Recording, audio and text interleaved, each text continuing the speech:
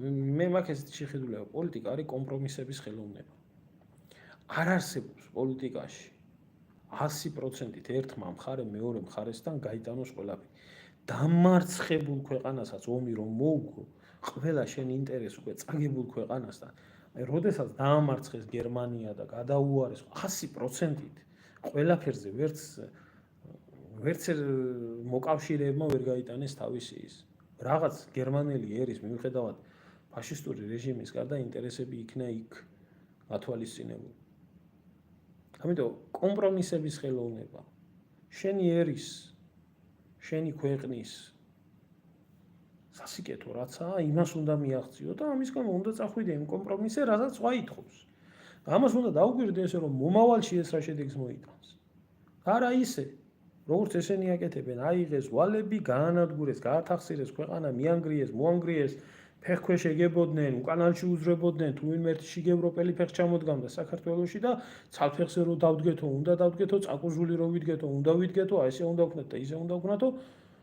ოღონდ იმათ ვასიამოვნოთო, იმიტომ იქ ეს არის დამღუპველი. აი ამ პოლიტიკას ზვიადის ჩამოგდების შემდეგ აი ამ პოლიტიკას ატარებდნენ. დღევანდელ დღემდე, აი ქოცობმა რო ხმა ამოიღეს, იმიტომ ამოიღეს, რომ ისეთი რაღაცა მოთხოვეს, რისი შესრულებას სუიციდს ნიშნავდა.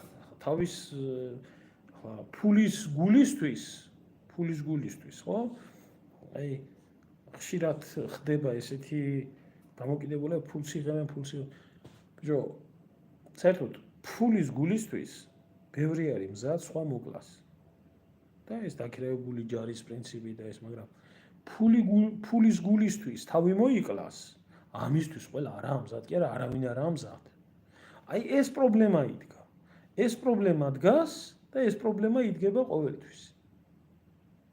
მაგრამ ესენი თავსაც არ მოიკლავენ, ფულს აიღებენ, ჩაიდებენ ჯიბეში, მერე დაკრავენ ფეხებს, უსამშობლოები არიან შიგ ევროპაში, ამოყოფენ თავს ან შიგ ამერიკაში. თავისი უჯიშოს თამომავლობით, როგორც სალომე და მისი წინაპრები მოიქცა ეს წინა ვიდეო, ვინც ნახეთ ლევილის სასაფლაოზე, ტყილა არ ყოფილვარ და ტყილა არ მithქვია ის სიტყვები, რაც ვთქვი, ყველას არ ეხებოდა 100%-ით, მაგრამ ყველა მართულ გოლს აბსოლუტურად ყველას ეხებოდა. აბსოლუტურად ყველას ეხებოდა ჟორდანიას თამადობით. დაკრავენ ფეხს და წავლიან. გაუჭირდებათ? არ გაუკეთებიათ თუ რა?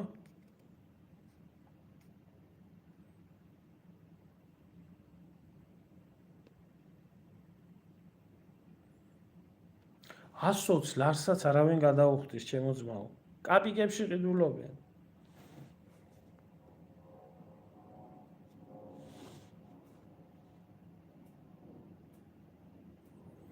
აუ, რატომ ეშლება? აი შეხედე ახლა რას წერს. მაგრად გეშლებაო, რომ ესე იგი დამოუკიდებელი საქართველო არ იყო და არც იქნება არასდროსო. სანამ ადამიანის თავში იქნება მონური ფსიქოლოგია, რომ მას არ შეუძლია დამოუკიდებელი და თავისუფალი იყოს, ის ვერასდროს ვერ იქნება დამოუკიდებელი და თავისუფალი. აი ეს არის საქართველოს ყველანაირი პირობა აქვს აიმისოთ, არა თუ მარტო დამოუკიდებელი და თავისუფალი იყოს ძლიერი, იყოს განვითარებული და უმაღლეს დონეზე კონდეს ყველაფერი დალაგებული. საამისოდ გააჩნია საუკეთესო პირობები საარსებოდ.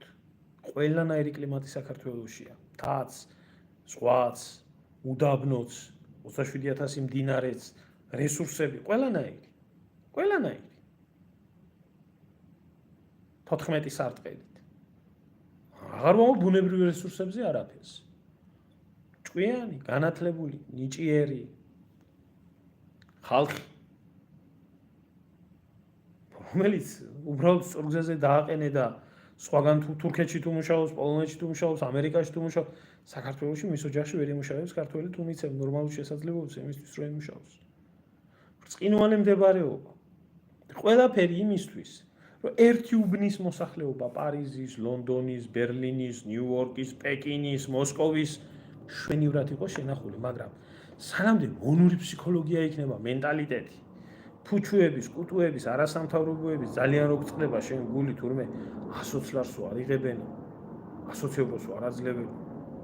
მანამდე არაფერი არ მოევლება. ერთ მარტივ მაგალითს გეტყვი, ახლა ამათმა ახლა ატეხეს თურმე